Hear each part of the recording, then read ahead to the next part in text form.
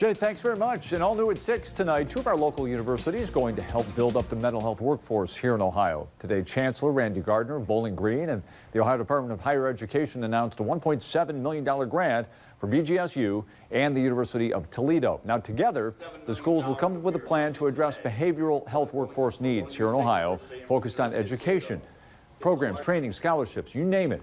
BGSU and UToledo, two of the 24 universities part of this behavioral health workforce expansion program. What makes it special is how they're partnering with K-12 schools like TPS.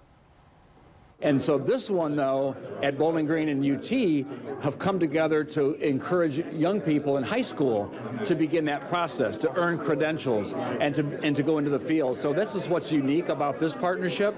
But we just have to support higher education and K-12 education, that pipeline, to really make this work. And that's what BGSU and the University of Toledo are doing today.